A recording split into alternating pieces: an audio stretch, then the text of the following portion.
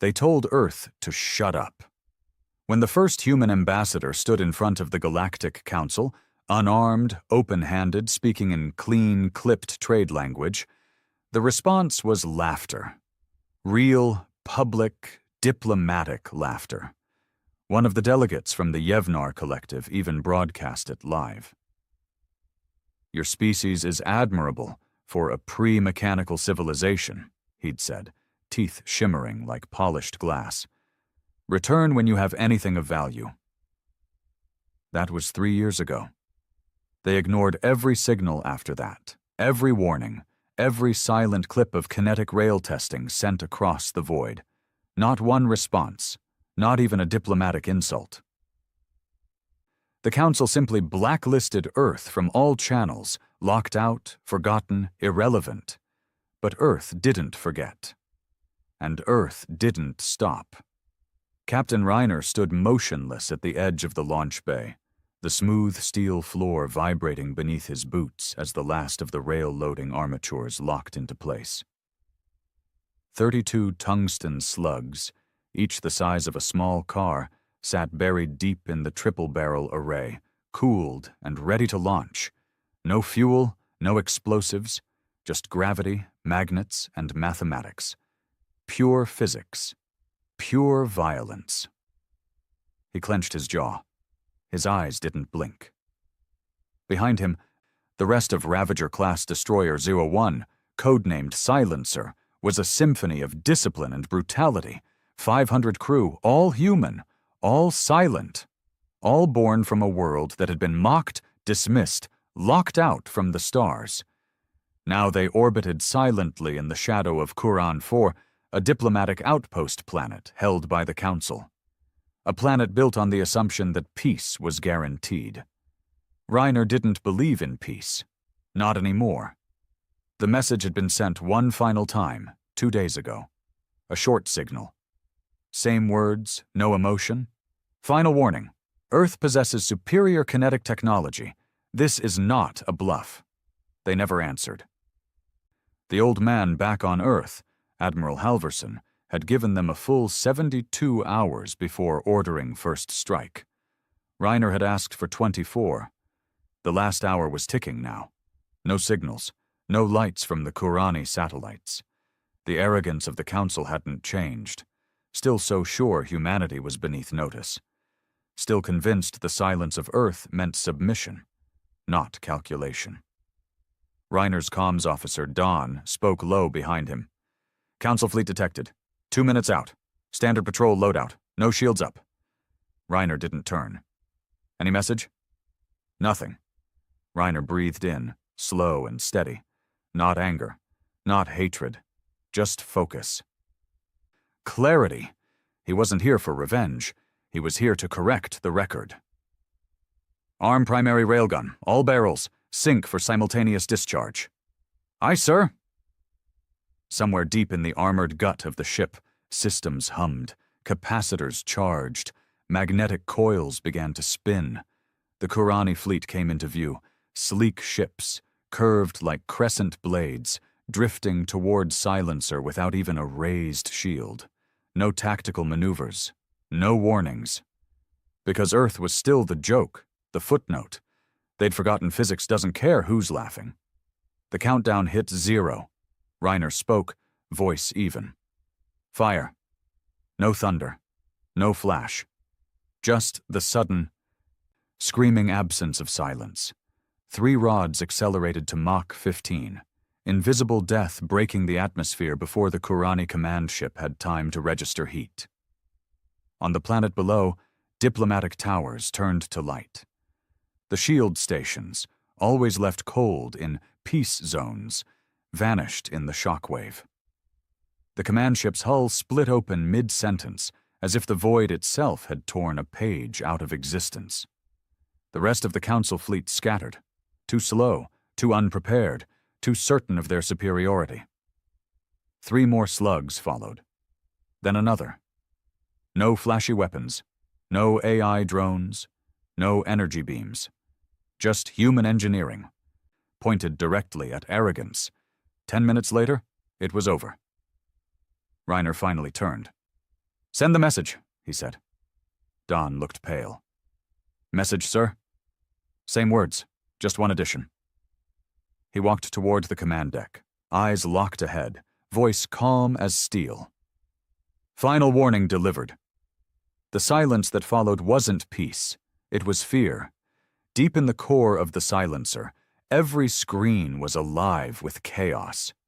Council broadcasts flooded the interstellar channels, scrambled frantic transmissions in 100 different languages.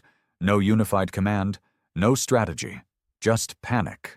After decades of unchecked dominance, the Galactic Council was finally tasting its first loss, and it wasn't against another empire.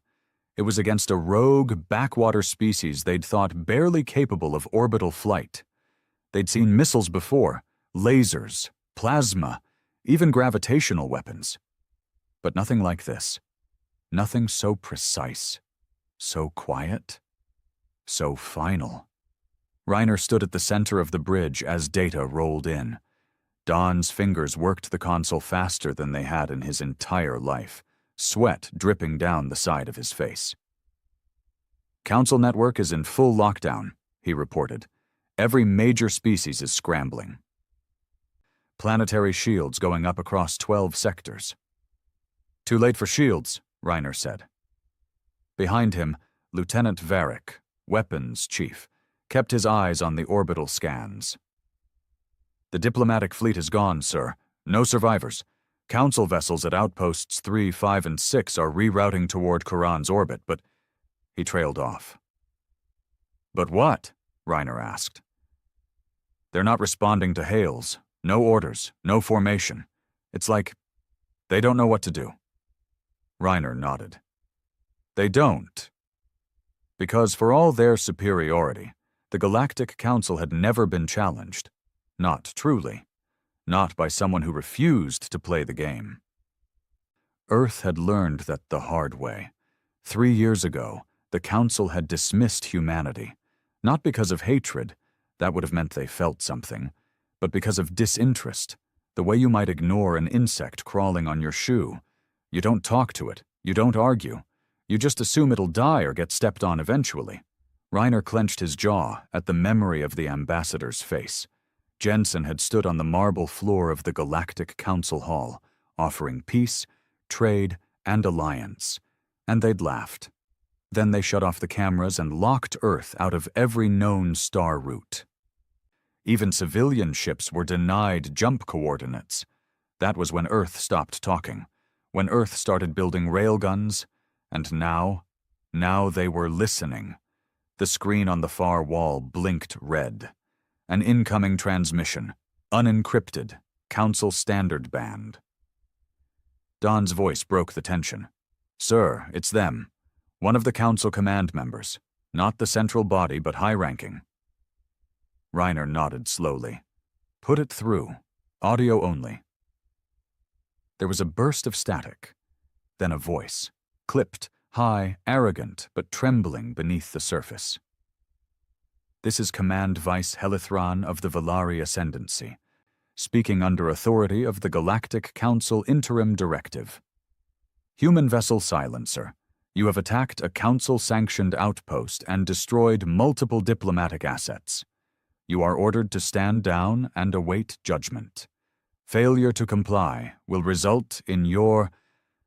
Reiner cut the signal mid-sentence. Don's eyes widened. Sir, they're not here to listen. They're here to restore the illusion of power, Reiner said, voice quiet. They're still in control, in their minds. But we just embarrassed them. That's worse than threatening them. Empires fall over pride faster than over blood. He turned back to the crew. They'll retaliate, not immediately, but they will, they have to. Their whole structure depends on being unquestioned. Varric looked uneasy. Do we hit the next target, sir? Reiner nodded slowly. We keep pressure. Strike and vanish. 1 fleet, 1 punch. Then we move. We've got 6 more rail slugs and 3 fallback coordinates. Don hesitated. You don't want to hear what Earth says first. Reiner looked at him like he'd just said something naive. I know what Earth wants. And he did. This mission had been approved in shadows, beneath the surface-level diplomacy and speeches about peace. Admiral Halverson hadn't signed a declaration of war. He didn't need to. The old man just handed Reiner one line of orders burned into encrypted memory. Let them remember us. That's what this was. A memory written in fire. The nav screen pulsed. Another council planet, Tellus Prime, a communications relay hub, rotated slowly in the projection. Shield status. Offline. Fleet presence. Minimal. Reiner's lips tightened. The council hadn't thought to defend the soft organs of their empire. He pointed. Plot jump coordinates to Tellus Prime. Silent run. I want us out of this system in 3 minutes. The jump was clean. Instant. 1 second they were floating in the ashes of Kuranv, and the next they were 2 million kilometers above a lush green planet, spiraling with data traffic and orbital tethers. No warships, no patrols, just station rings, corporate, diplomatic, soft targets. Reiner exhaled through his nose. They'd done this to themselves. He thought back to when he first volunteered for this mission. Not even a real mission back then. Just a possibility. A what-if scenario if diplomacy failed. He remembered the meeting with Admiral Halverson in that dark concrete bunker under Oslo. No press, no cameras. Just 2 men and a grainy satellite image of a council cruiser hovering above an Earth civilian colony. A colony that later, accidentally, went dark. They'd never confirmed the council did it, but they'd buried the dead. Reiner turned to Don. Target the comm towers, non-civilian, no scatter damage. Varric was already plotting trajectories. Slugs 2 and 3 armed. Reiner stared out the viewport. It looked like paradise. Tellus Prime was the kind of world humans used to dream about colonizing. Oceans the color of sapphire. Grass like soft moss spread over rolling hills. Beautiful. Untouched. And owned by a species that had denied Earth water rights for 6 years. Fire, Reiner said. 2 slugs dropped from orbit like angry gods. They punched clean through the towers, then buried themselves in the sea. No explosions, no flame, just craters where power stations used to be, and a world thrown into terrified darkness. Then they jumped again. 3 more jumps, 3 more targets, all non-military, all critical. A trade station on Belthora 9, a shield relay on Oryx Belt, a refinery deep in the mining fields of Zorak's spine. Each time, 1 strike, 1 message. Final warning delivered. Each time, no survivors, no response fleets. And each time the council grew quieter, but back on Earth, the noise was growing louder. Reiner's final jump brought Silencer back to the dark side of Luna Base. The Earth's military staging ground, shielded from public channels, hidden behind decades of media silence. They docked in dead silence. No trumpets, no applause, no flags, just steel and cold air, and the eyes of people who'd waited too long for justice. Admiral Halverson met Reiner in the debrief chamber. No handshakes, no salutes. Just a long stare between 2 men who had watched the world they loved get mocked, robbed, and forgotten. Halverson broke the silence first. They're calling it terrorism. Reiner didn't blink. Of course they are. They've started rallying fleets, 20 species, unified banner. Reiner crossed his arms. They can unify all they want. Doesn't change physics. Halverson cracked the smallest hint of a smile. Damn right. Then the Admiral turned, activating a widescreen map of the galaxy. Dozens of red marks lit up. Fleet deployments, council hubs, possible counteroffensives. We have 7 days before they make their first real move. They'll come heavy. They'll come angry. They'll try to erase us so they don't have to answer for underestimating us. Reiner nodded. What's the plan? Halverson looked at him, Not as a captain, but as a weapon. We do what we've always done. Survive? No. Halverson's eyes hardened. We make them bleed for every light year. Reiner nodded once. The war wasn't coming. The war had already started. The news was everywhere. Every underground comm, every pirate relay, every outlawed feed across the galaxy. They were all broadcasting the same thing. Earth had struck back. And the blow hadn't been surgical, political, or diplomatic. It had been brutal, one-sided, and utterly unapologetic. The Silencer's strike runs had left 6 council installations in ashes and dust. No flashy energy weapons, no AI super warfare. Just metal slugs moving faster than the eye could track, delivered with the precision of an orbital sniper. For the first time in 1,000 years, the Galactic Council had suffered losses from an unapproved species, a species they hadn't even bothered to classify as Tier 2. Now, Earth was no longer a planet. It was a problem. Back on Luna Base, Captain Reiner walked through the iron corridors like a man on borrowed time. The hum of gravity generators echoed in the walls, and everywhere he looked, men and women were moving fast, speaking low, and preparing for something no one had the guts to name out loud. War. Real war. Not border skirmishes, not trade disputes, not proxy battles on distant moons. This time, the target was us. As Reiner entered the command deck, the room quieted. Halverson was already there, flanked by senior officers, all watching a live projection.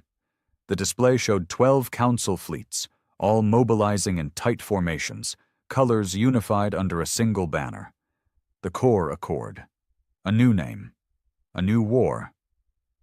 They're not calling it a response, the Admiral said without turning. They're calling it a cleansing operation. Reiner's jaw flexed. Charming. They've labeled Earth as a contaminated growth. Unsanctioned, illegitimate. Their public channels are spinning it like we've destabilized galactic harmony. Because we fought back? Because we made them bleed. Halverson turned toward him now, eyes hard, lips pressed thin. The Core Accord fleets are en route. They'll be in the Sol system in under 5 days. 37 ships, at least 15 cruisers. We believe 4 of them are siege class. Reiner stared at the screen, cold calculation behind his eyes. How many railguns are operational planet-side? 5. 3 more coming online within 72 hours. 2 on Luna, 1 mobile platform above Mars. And Silencer? Rearmed, refit, ghost mode enabled. Reiner nodded once. Then we make the first move again. There was a pause. The room shifted. A young officer, Lieutenant Grays, cleared his throat. With respect, sir, they outgun us 10-1. Maybe more. We won't win a head-on battle. Reiner looked at him like a man inspecting a cracked rifle. Who said anything about head-on? He stepped forward, tapping the display, shifting the fleet map into a 3D overlay. Points lit up. Refueling stations, cargo relays, data beacons. These aren't war fleets. They're ceremonial, political. Built for intimidation and parade routes. Their crews are used to dominance, not resistance. You cut off their fuel, you blind their nav, you take 1 cruiser out of the formation, and the whole thing crumbles. Grays looked unconvinced. And if they don't, then we fire until we're empty. Then we ram, then we bleed, but they'll remember. Silence followed, because everyone knew he meant it. Halverson broke the tension. Earth's population is being moved into underground shelters. Global blackout in effect within 48 hours. Civilian ships have been grounded. Every orbital platform is now military assigned. He looked around the room. This is it. There's no retreat. If they reach the surface, it's over. Reiner turned. Then they won't. Down in Silencer's hangar, the mood was different, sharper, angrier. Crew moved in tight packs, reloading compartments, securing life support redundancies, checking pressure seals with hands that trembled slightly when no one was watching. These weren't born warriors. These were men and women who had spent most of their lives thinking space was a dream, until they realized it was a prison with invisible walls built by aliens who smiled with teeth and called it order. Sergeant Kellen met Reiner near the forward railgun chamber. The man was older than most of the crew, hard-faced, broad-shouldered, ex-miner from Titan with a voice like gravel, and no tolerance for hesitation. "They know what's coming," he said without salute.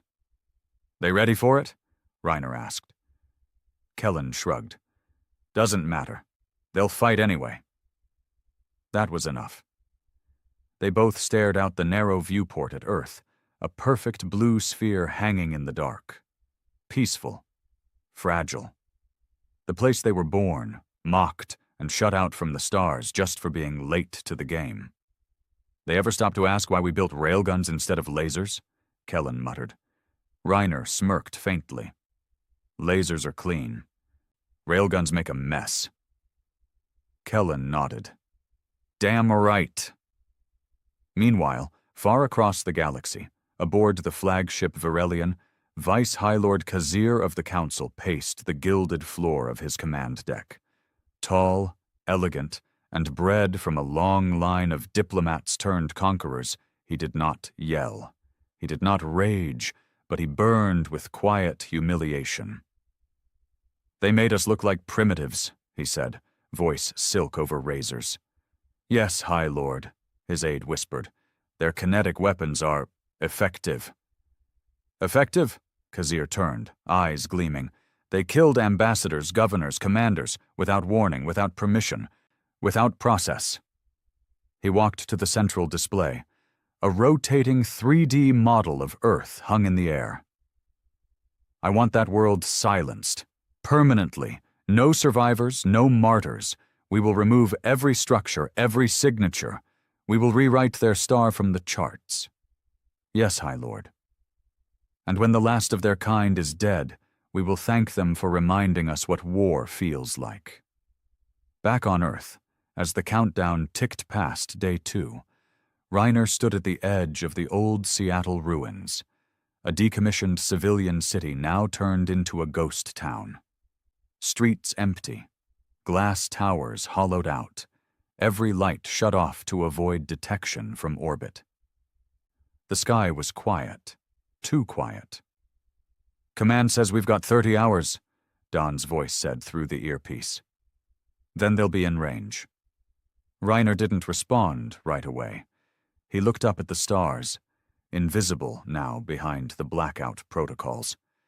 Somewhere out there, ships the size of cities were crawling closer with enough firepower to turn continents to dust. And all that stood between Earth and annihilation was a few ships, a handful of railguns, and the will to say, "Not today." He tapped his earpiece. "Load Slug 6 into silencer. Prep stealth jump.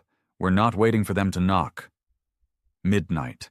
The silencer was cloaked in ghost mode, slipping past deep space satellites like a shadow through fog. No lights, no signals, no trace.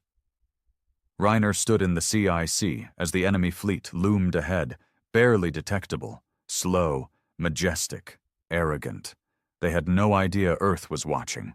No idea a railgun slug was already locked, calculated, aimed directly at the Virelian's command bridge. Reiner exhaled. Fire. There was no sound in space, but the effect was deafening. The flagship cracked open like an egg dropped on concrete. A second later, the signal from the Council's primary comm link went dead. Inside their formation, panic spread like fire. "Retreat vectors activating. Shields going up. Scatter formation initiated." It was chaos. They had trained for war, not loss, and Earth had just taught them both. The scream of the proximity alert cut through silencer like a blade. "Multiple contacts breaking stealth. Sector 4, closing fast." Don's voice cracked as he shouted over the growing alarm. "Those aren't scouts. They're warships. Council signatures confirmed." Captain Reiner didn't flinch. He was already moving. "Shut down ghost mode. Bring all systems to Combat Red. Tell Luna Base they've broken through. The lights on the bridge shifted from blue to deep crimson. The hum of railgun capacitors charging echoed through the ship like a heartbeat. Every crew member snapped into motion with the kind of speed that only came from knowing this was no drill. There were no simulations anymore, no rehearsals. This was it. Across the stars, Earth's worst nightmare had finally arrived. At Luna Base, Admiral Halverson stood before a holomap pulsing red with a dozen enemy signatures, like bleeding wounds scattered across the void. His weathered hand hovered over the control pad, eyes scanning each approaching vessel. They've split formation, his intelligence officer said, 4 in decoy vector.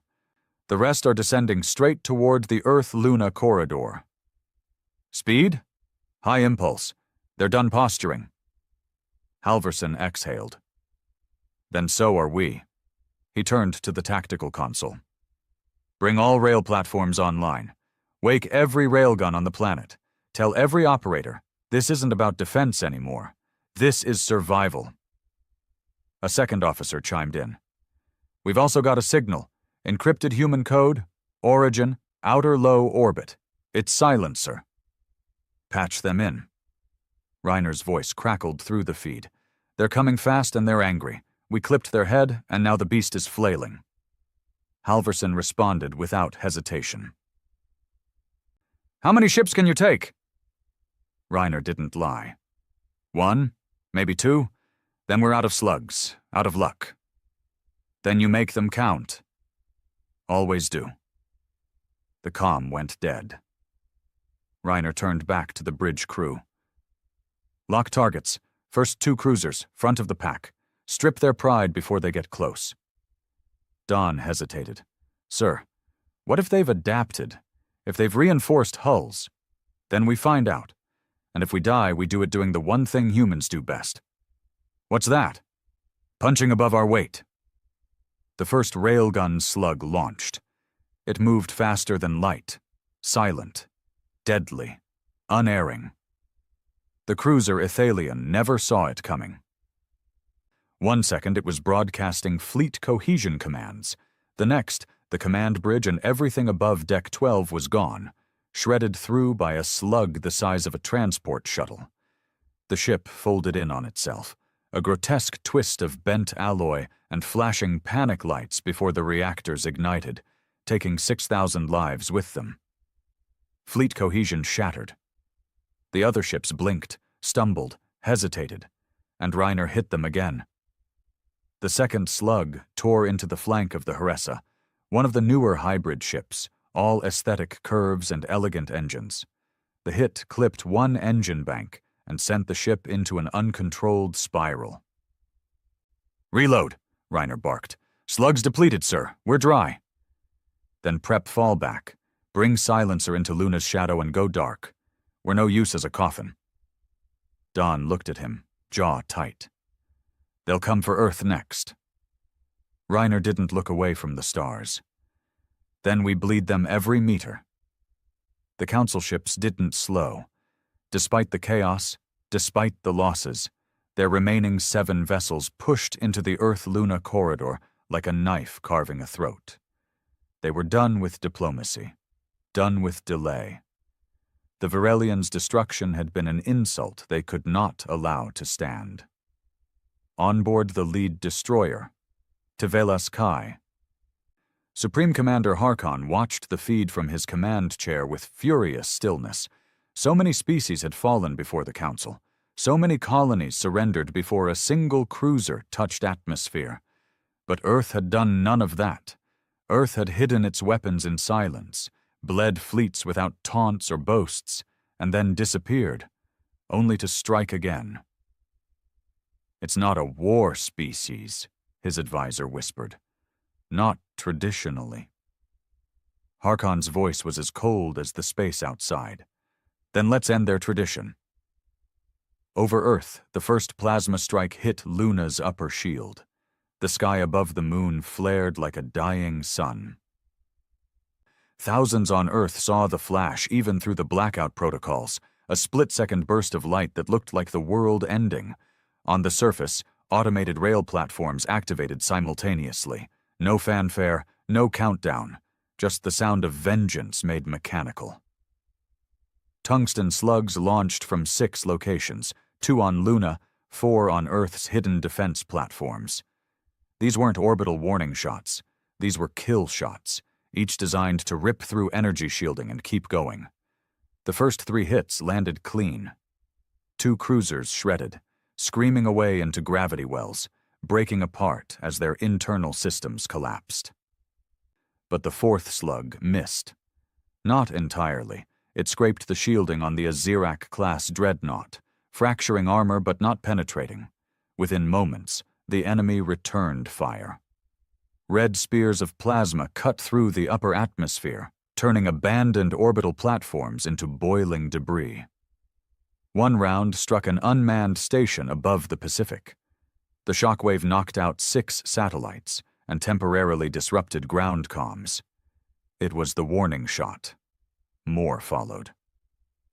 At ground command, deep beneath the Swiss Alps, the situation was spiraling. "They're preparing ground landing vectors," the tactical officer shouted. 3 ships moving into low-orbit descent. Halverson stared at the map, voice razor-sharp. "How many boots can they deploy?" 10,000. Maybe more, not counting drone support.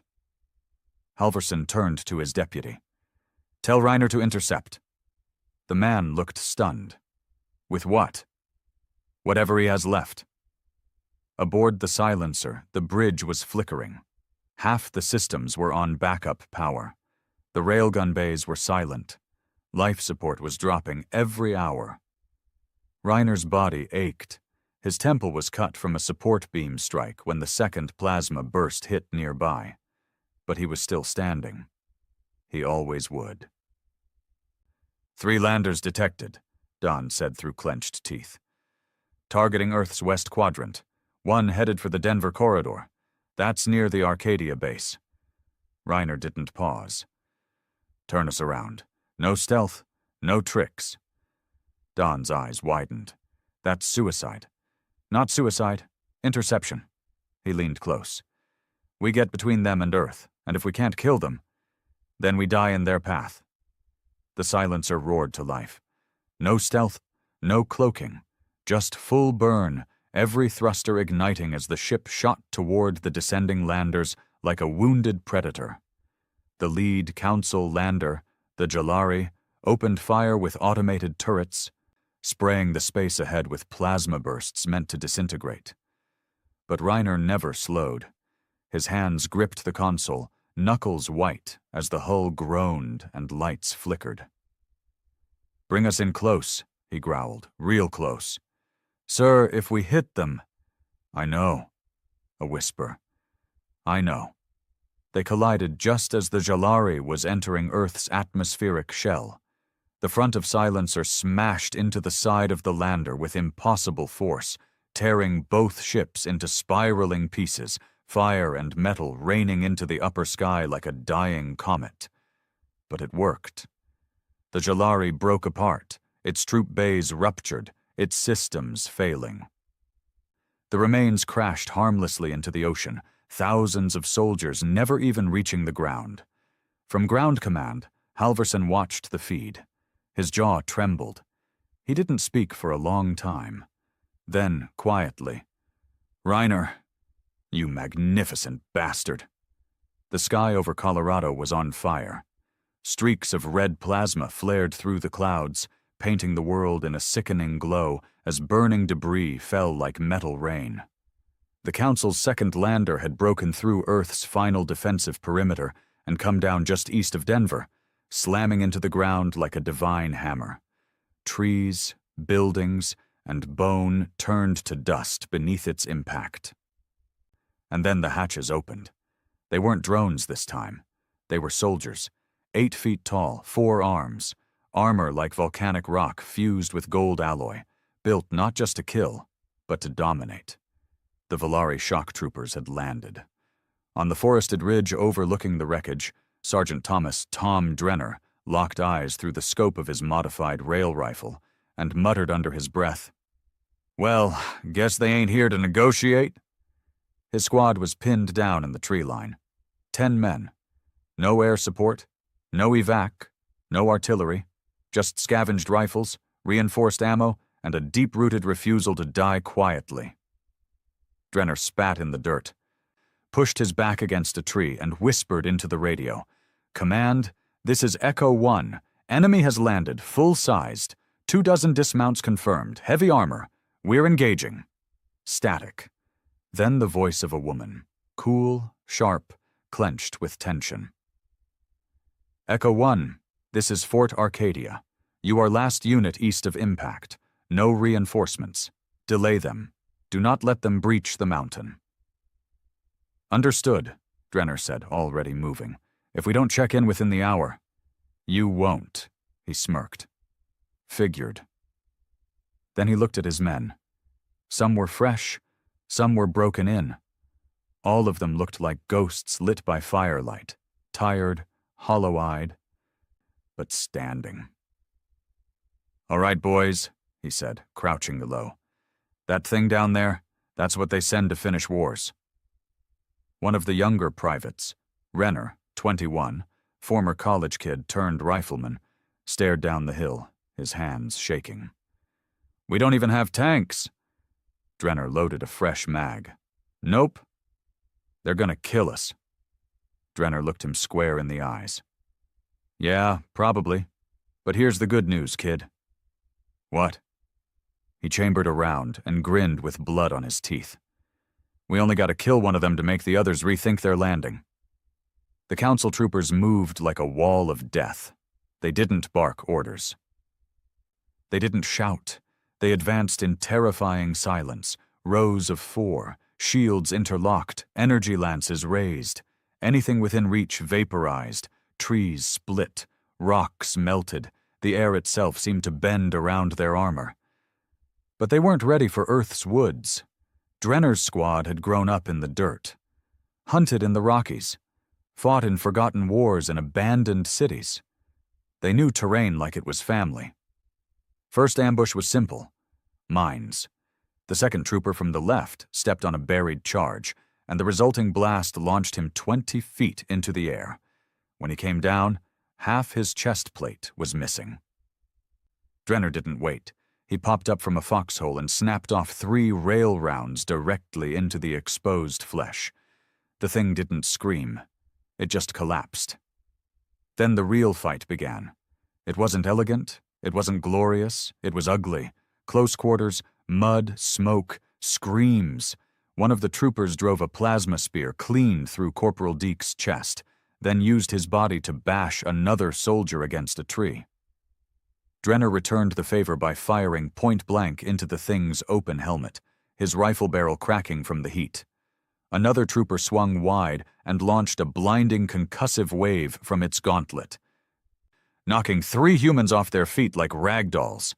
Renner landed hard, ribs snapping, his weapon tumbling down the slope. The trooper advanced, towering over the kid, and just as it raised its arm to finish the job, boom! Drenner tackled it from behind, slamming a stolen council blade into the joint between its backplate and neck. The creature spasmed violently, black blood spraying over Drenner's face before it collapsed. Renner looked up, dazed. "You saved me." Drenner didn't answer. He just handed the kid his own backup pistol and kept moving. Fort Arcadia's alarms were already wailing when the first trooper drone broke through. The facility wasn't military, not originally. It had been a research site, deep underground, built into a mountain to withstand nuclear strike.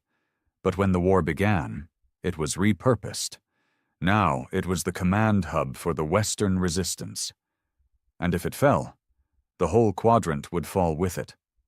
Major Ellis, commanding officer inside the mountain, barked into the comms, "Where the hell is Echo 1? Her tech officer, face pale, replied, "They're delaying them, but they're falling fast. We're tracking 12 remaining enemy hostiles." Ellis cursed and slammed her fist on the panel. "They need more time," the tech whispered. We have the prototype. Ellis froze. No, she said. Not unless... They're at the door. Drenner didn't have a plan anymore. He was bleeding from his side. 2 of his men were dead. A 3rd was missing an arm. But they were still here, still moving, still fighting. When he crested the final ridge, he saw it, Fort Arcadia in the distance, its mountain gates beginning to close, and in front of it, the last remaining Villari trooper, the commander. This one was different, taller, colder, white runes etched across its armor in a language Drenner didn't understand, but felt in his bones. It saw him. It pointed. The challenge was clear. Drenner dropped his rifle. It was slag anyway. He pulled a long knife from his vest, scavenged steel from a council blade, welded to a human hilt, and he walked forward. The fight was short, brutal. The trooper was faster, stronger. Drenner was already half dead, but he didn't back down. He rolled under its first strike, drove the blade into its leg joint. It howled, swatted him into a rock. Bones cracked, his vision blurred, but he stood. He roared and charged. This time the trooper wasn't fast enough. He tackled it to the ground, slammed the blade into its neck, over and over until sparks replaced blood, and it stopped moving. Then he collapsed, breathing shallow, body broken, but smiling, because the mountain still stood. Inside Fort Arcadia, the prototype was sealed. A new railgun design, portable, smaller, faster, forged from what little Earth had left, and built with one purpose: take the war to them. Ellis stood over it, then turned to the last tech still alive in the lab. Ready it. We're not just defending anymore. She looked up at the sky, smoke choking the clouds. We're hunting next. The wind howled outside Fort Arcadia, dragging ash and snow across the scorched mountain pass. Major Ellis stood on the observation platform. Eyes locked on the ragged horizon, where smoke still curled upward from the remains of the council's lander. It was quiet now. Too quiet. The price of victory always was. Behind her, inside the mountain's reinforced core, engineers scrambled around a sleek, obsidian-black construct. It looked like a tank, but longer, leaner, more angular, no visible weapons, no tracks. It hovered silently above the metal floor, humming with dormant power. Project Thorin, humanity's first mobile railgun platform. Not a ship, not a drone. A one-of-a-kind atmospheric strike vehicle designed to move through terrain and leave nothing standing. Built from salvaged enemy alloys and human ingenuity, and it had never seen live combat. Until now. Status? Ellis asked without turning. Her chief engineer, a rough-skinned man named Brigston, wiped grease from his forehead and answered through a clenched jaw. She's ready. You sure? He gave her a look. I've been sleeping under her belly for 3 years. She sneezes, I know it. Ellis finally turned. Good, because in 12 hours, we're hitting back. Across the galaxy, the Council was in shambles. The Core Accord had lost more capital ships in 2 days than in the last 2 centuries. Entire species were demanding explanations. Trade routes had collapsed. Refugee lines clogged the outer systems. The illusion of order, the lie of eternal dominance, had cracked, and fear was spreading like rot through their hierarchy. Inside the newly reformed war chamber on Vallis Krah, a planet-sized fortress moon built from pure obsidian, the elite council members gathered beneath a vaulted ceiling lined with gold and starlight. Supreme Commander Harkon, bruised and bitter, slammed a gauntleted hand on the table. You told me Earth couldn't sustain war. A bureaucrat, tall, translucent-skinned, draped in ceremonial robes, bowed slightly. We underestimated their manufacturing base. No, Harkon snapped. You underestimated their rage. and now we've buried fleets because of it." Another voice, this one dry and sharp, chimed in from the far end. "They fight like a cornered animal." Harkon's gaze turned cold. "No, they fight like something that remembers pain." He turned toward the war table, a galaxy map glowing with red zones that hadn't existed a week ago. "We're not containing them anymore. We're being hunted." Back on Earth, at the edge of the crater where the second lander had fallen, a convoy moved through the wreckage like a ghost. 4 APCs, 2 gun trucks. And in the center, Project Thorin, hovering above the road like it didn't care about gravity anymore.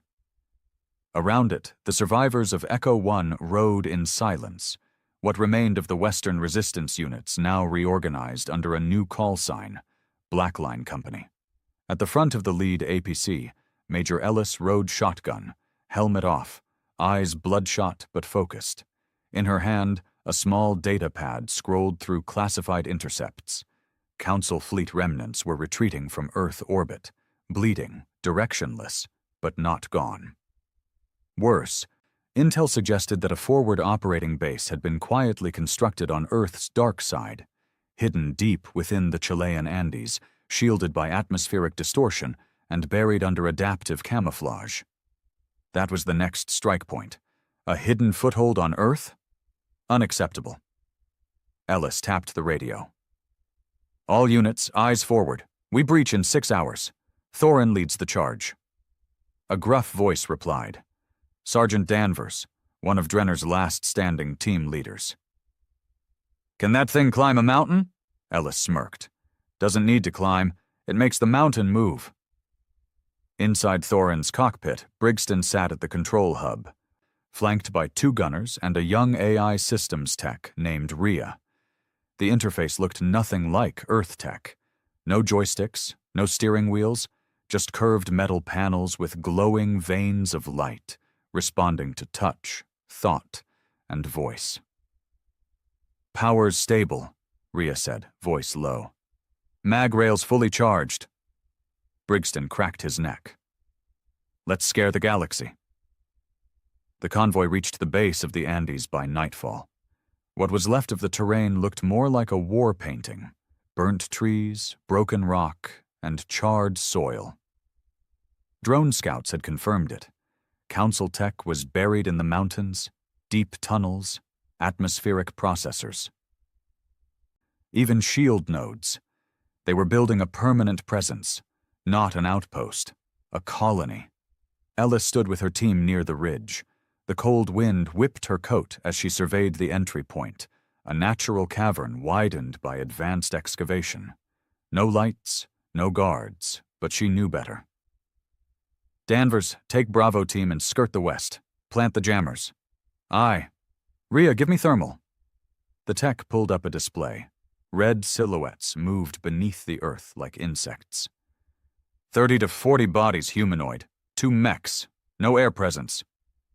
"Perfect." Ellis lifted her rifle, checked the mag, and looked toward Thorin, parked like a sleeping god behind them. "Wake her up." The first strike was surgical. The ground around the cavern entrance exploded outward, not from an external blast, but from within. Thorin's kinetic round penetrated the shield node through the mountain wall, triggering a chain reaction in the tunnel's power grid. Lights inside the enemy base flickered and died. Before the Council could react, Ellis and Blackline were inside. Flashbangs, rail slugs, fire and thunder. The Volari engineers didn't stand a chance. Most weren't even armored. Their guards scrambled to respond, but Thorin fired a second round, this time down the length of the mountain, collapsing a tunnel and trapping a third of the enemy force inside. Ellis moved like a ghost, her rifle barking controlled shots through smoke and dust. Every breath burned. Every second was hell. But this time, Earth wasn't defending. This time they were cleansing. At the heart of the enemy installation, they found it. A beacon. Tall, angular, powered by pulsing crystal and wrapped in glyphs Ellis didn't recognize. Ria's voice cracked in her earpiece. "That's a subspace signal relay. They weren't just digging in. They were calling reinforcements." Ellis didn't blink. "Thorin, lock on target. Full discharge." "No countdown?" Briggston asked through comms. She raised her weapon and fired into the beacon herself. "I am the countdown." Thorin's final shot ripped the relay out of time. No fire, just absence. A hole in the world, sucking in light and sound until it collapsed with a thunderous, imploding scream. Hours later, as the sun rose behind them, the mountain was still trembling. Ellis stood at the edge of the smoking valley, face stained with dirt and blood, and let the silence settle in. Behind her, the surviving members of Blackline gathered. They'd lost more people. They always did. But this time, it had been worth it. The Council had built a doorway, and Earth had slammed it shut. In the orbit above Earth, what's left of the Council fleet watched the mountain burn from a distance. Admiral Vaetharn, highest surviving military official, turned to his second-in-command. "They took it." "Yes, sir." He said nothing for a long time. Then, "What now?" The aide hesitated. "We regroup? Plan retaliation?" Vaetharn shook his head. "No, we warned them." The aide looked confused. Vaetharn stared at Earth, voice low. "You can kill rebels. You can crush uprisings. But you can't stop a species that learns to love war." The War Council room beneath Luna Base was dim, silent, and heavy with gravity. The literal kind, and the other kind, the kind that sat on shoulders, behind the eyes, in every clenched jaw and sleepless stare. Major Ellis stood at the center, flanked by Admiral Halverson, and across from her, seated, alone, behind reinforced shielding, was a traitor. He looked human, but he wasn't. His skin was pale, translucent under the lights, not like a ghost, but like something built to pass. His eyes were too steady, his words too clean. The name he gave was Creel. "Start talking," Ellis said coldly, arms folded. Creel didn't blink. "You already know what I am. I know you were found near the wreckage of a Valari command pod, wearing a dead man's uniform, carrying Earth access codes we never issued. That's not all I carry," he said quietly. Ellis glanced to Halverson, who nodded once. She stepped back. The Admiral took the lead. "You're a hybrid," Halverson said. "Genetically engineered, Council-born but human-shaped. Why?" Creel smiled faintly. "Because the Council studies its enemies, and the only thing that terrifies them more than your technology." He tapped the railgun schematics laid out on the table. "Is the part of you they can't predict. Which is? Your rage, your memory, your instinct to fight back even when you've already lost." Ellis narrowed her eyes. "So what's your angle?" Creel leaned forward, eyes locked on hers. "I want to help you bring it all down." 12 hours later, Operation Godfall was greenlit. Not a raid, not a test. An invasion. Target, Vallis Crux, the fortress moon housing the remnants of the Council's inner leadership. Intelligence confirmed by Creel showed cracks in their defenses, shield generators being rerouted, command structures fragmented, and internal factions turning on each other. "They're unraveling," Creel said during the final briefing, "but not fast enough. If you strike now, with Thorin and orbital cover, you won't just beat them. You'll break the idea of them." Admiral Halverson stepped to the war table, surrounded by Earth's top surviving military minds. He pointed to the weak spot, a polar trench housing a command nexus buried deep beneath obsidian. "You hit here," Halverson said. "You drop hard, you cut the head off. Then you hold it until the world watches their leaders fall." Ellis looked at the hologram. Cold, focused. "And if they don't fall?" Halverson met her stare. Then you bury them in their own damn fortress.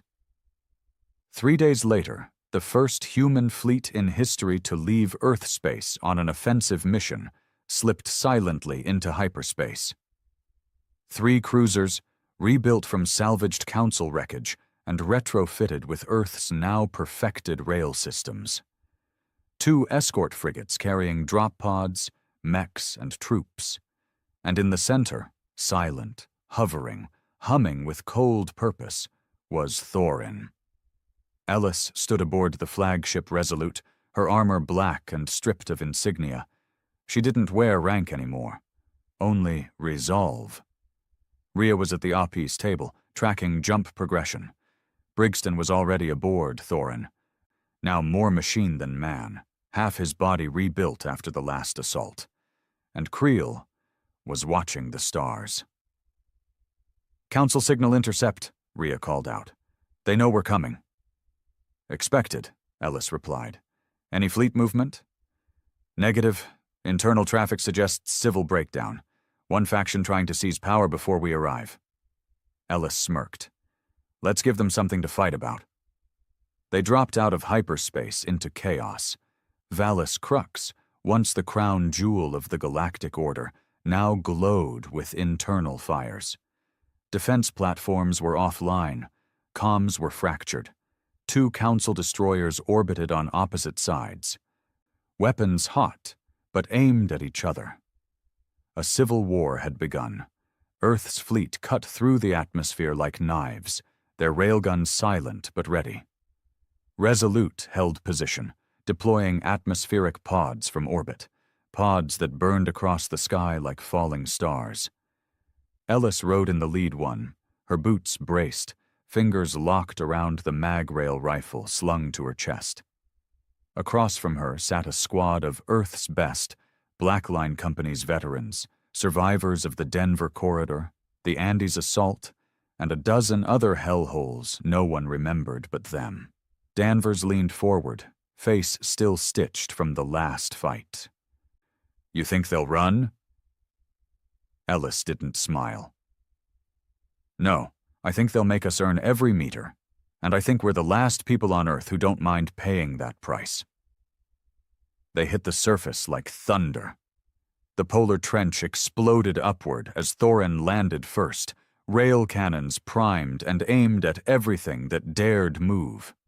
Within seconds, Briggston fired the first round, not at a target, but at the trench wall itself. The kinetic force collapsed an entire defensive channel, burying 4 automated turrets and clearing the path for infantry drop. Ellis hit the ground next, rolling hard, rising to a knee and firing immediately. A Velari soldier, panicked, wounded, dropped before he ever saw her. Blackline moved like demons through the trench. No hesitation. No mercy. This wasn't diplomacy. This was debt collection. Inside the fortress, Creel moved with quiet familiarity, leading Rhea and a small intel team through winding obsidian corridors. The air was heavy with smoke and panic. "They'll protect the Nexus room," he warned. "That's where the Council votes, where they record legitimacy." "Why not destroy it?" Rhea asked. "Because Earth doesn't need to erase them," Creel said. "It needs to replace them." She understood. Symbolism. A new voice from the seat of power. Meanwhile, in the lower barracks, Blackline was bleeding. A counterattack surged from below. Heavier troops, walkers, drone swarms. Earth's soldiers were tough, gritty, but not invincible. Danvers took a hit to the shoulder, screaming through gritted teeth as Ellis dragged him into cover. "We're getting boxed in," someone yelled. Ellis scanned the ridge above them, saw the shimmer of camouflaged turrets powering up. They were about to be slaughtered. "Unless... Thorin, this is Ellis. You reading me?" Briggston's voice came back through grit and static. "Loud and clear. I need a goddamn miracle. You'll get 2. A second later, Thorin launched vertically, using built-in grav thrusters to leap over the trench. Mid-air, Its dual rail cannons rotated downward and fired. The impact shredded the trench wall and every enemy contact on it. The blast blew out a chunk of corridor the size of a shuttle. The ground shook like the moon was cracking open. Blackline regrouped, pushed forward. At the core of Vallis Crux, the Nexus Room pulsed with light, golden arcs of energy flowing between ancient spires. The surviving council members had gathered in panic, many shouting, others weeping, and a few holding weapons, hoping for an impossible fight. The doors opened, and Creel walked in, followed by Ellis, Rhea, and 24 armed humans. No words were spoken for a moment. Then Ellis stepped forward. "You've ruled long enough?" A tall Valari ambassador sneered. "You think this makes you powerful? You're still outnumbered." Ellis didn't raise her voice. "We're not here to negotiate.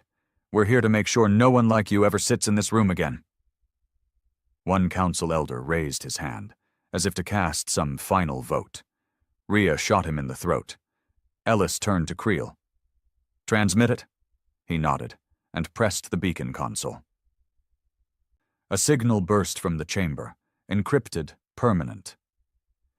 "The council has fallen. The chamber is open. Earth now speaks." Above the planet, Resolute picked up the signal. Admiral Halverson stood with his hands folded behind his back, watching the live feed of Ellis standing over the ruins of the most powerful room in the galaxy. He turned to his crew. "History just changed."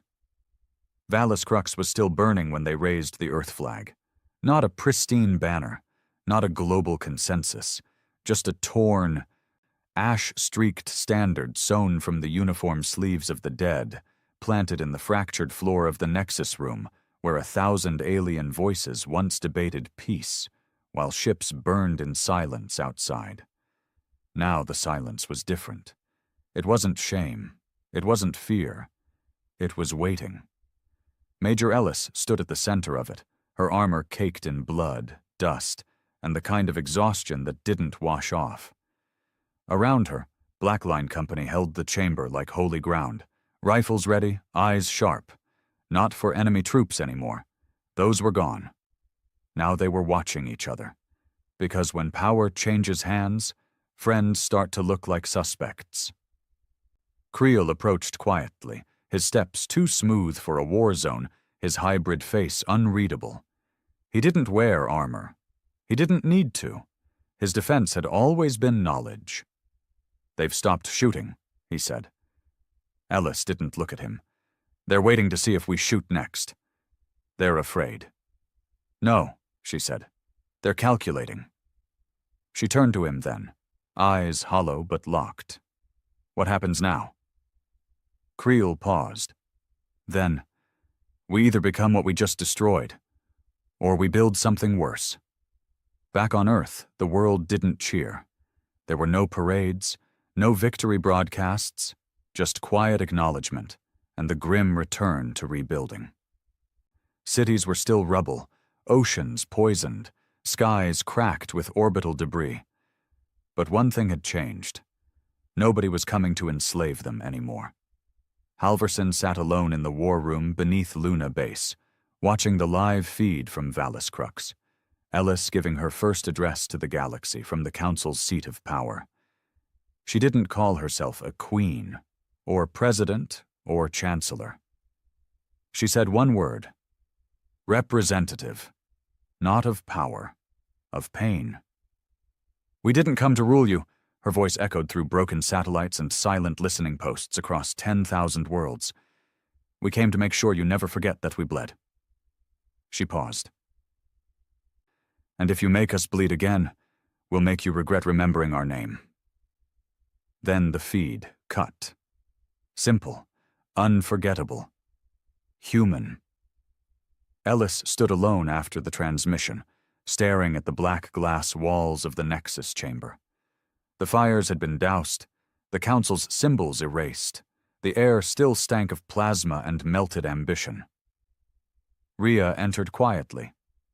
"We have visitors," she said. Ellis turned. "What kind?" 2 delegations, 1 Volari, 1 from the outer colonies. Ellis rubbed her forehead. Already? Rhea nodded.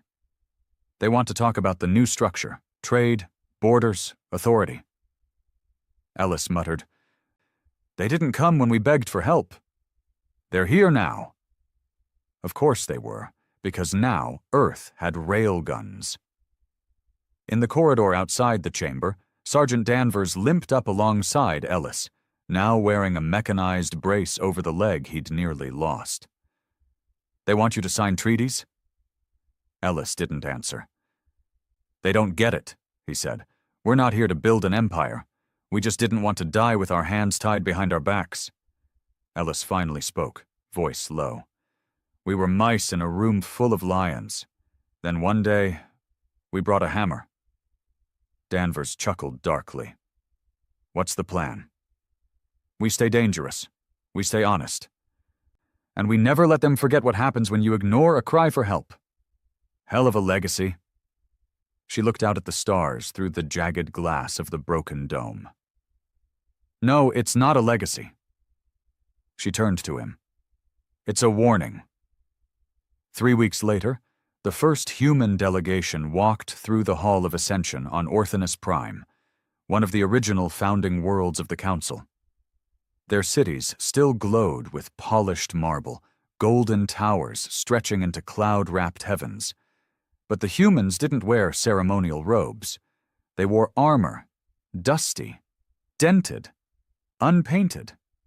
The message was clear. We didn't win with beauty. We won with pain. Some species applauded, others bowed. A few glared.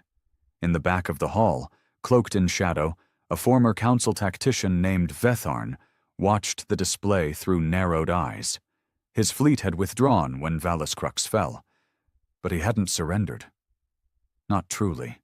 He was waiting, watching and building. He turned to his aide and whispered, They think this is peace. His voice was like ice. Let them. Back on Valus Crux, Ellis found herself alone more often. She no longer needed to fight. The battles were political now, economic, diplomatic. But something inside her had begun to fray. She missed the gunfire. Missed the weight of a rifle in her hands. Power didn't feel like victory. It felt like chains. Creel noticed. You need to leave the throne, he said one night. I'm not on a throne. You are, even if you never sit in a chair. She looked at him. What are you saying?